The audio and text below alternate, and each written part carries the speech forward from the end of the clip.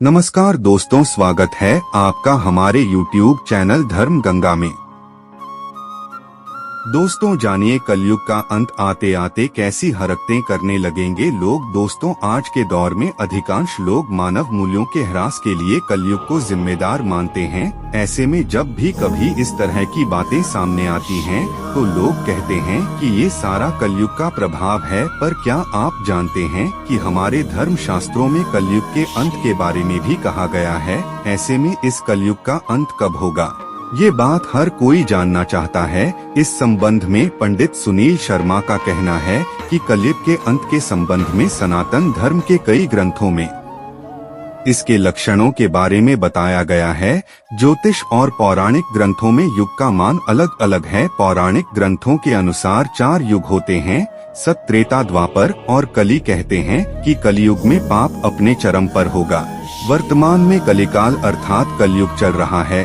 ग्रंथों में इस युग में क्या क्या होगा या घटेगा यह स्पष्ट लिखा गया है। इनमें यह भी लिखा है कि इस युग में जब कहीं भी प्रलय होगी तो सिर्फ हरि कीर्तन ही उससे मनुष्य जाति को बचाएगा। तो आइए जानते हैं पुराणों में कलयुग का व्याख्यान और ये कि कलयुग में सावधान यो रहे। किंतु दोस्तों उससे पहले आप लोग वीडियो को लाइक करके चैनल को सब्सक्राइब जरूर करें और कमेंट में जय श्री महाकाल लिखें। पुराणों में लिखा है कि जो व्यक्ति संगठन या समाज वेद विरुद्ध आचरण कर धार्मिक और सांस्कृतिक एकता को खंडित करेगा उसका आने वाले समय में समूल नाश हो जाएगा। भागवत पुराण में लिखा है जब सभी वेदों को छोड़कर मनुष्य संस्कार शून्य हो जाएंगे तब ऐसे लोग सत्ता पे काबिज होंगे।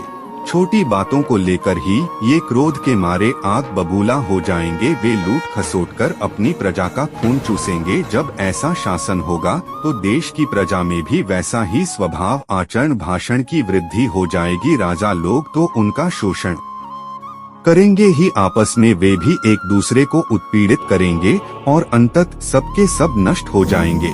भविष्योत्तर पुराण अनुसार ब्रह्मा जी ने कहा है नारद भयंकर कलयुग के आने पर मनुष्य का आचरण दुष्ट हो जाएगा और योगी भी दुष्ट चित्त वाले होंगे। मनुष्यों की बुद्धि धर्म से विपरीत चलती जाएगी। महर्षि व्यास जी के अनुसार कलयुग में मनुष्यों में वर्ण और आश्रम संबंधी प्रवृत्ति नहीं होगी। वेदों का पालन कोई नहीं करेगा। कलयुग में विवाह को धर्म नहीं माना जाएगा।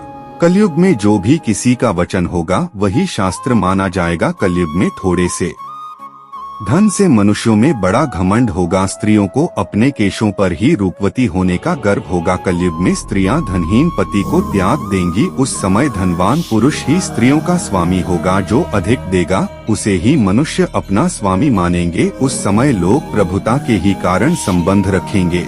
द्रव्य राशि घर बनाने में ही समाप्त हो जाएगी। इससे दान पुण्य के काम नहीं होंगे और बुद्धि धन के संग्रह में ही लगी रहेगी। सारा धन उपभोग में ही समाप्त हो जाएगा। कलयुग की स्त्रियां अपनी इच्छा के अनुसार आचरण करेंगी। हाव भाव विलास में ही उनका मन लगा रहेगा। अन्याय से धन पैदा करने वाले पुरुषों में उनकी आसक्ति होगी। कलयुग में सब लोग सदा सबके लिए समानता का दावा करेंगे।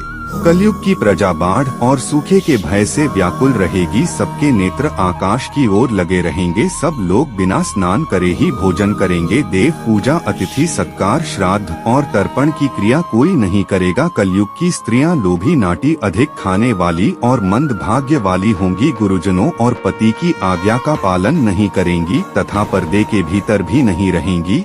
अपना ही पेट पालेंगी, क्रोध में भरी रहेंगी। देह शुद्धि की ओर ध्यान नहीं देंगी तथा असत्य और कटु वचन बोलेंगी। इतना ही नहीं, वे दुराचारी पुरुषों से मिलने की अभिलाषा करेंगी। कलयुग आने पर राजा प्रजा की रक्षा न करके बल्कि करके बहाने प्रजा के ही धन का अपहरण करेंगे। उस समय 5, 6 अथवा 7 वर्ष की स्त्री और 8, 9 या 10 वर्ष के पुरुषों से ही संतान होने लगेंगी।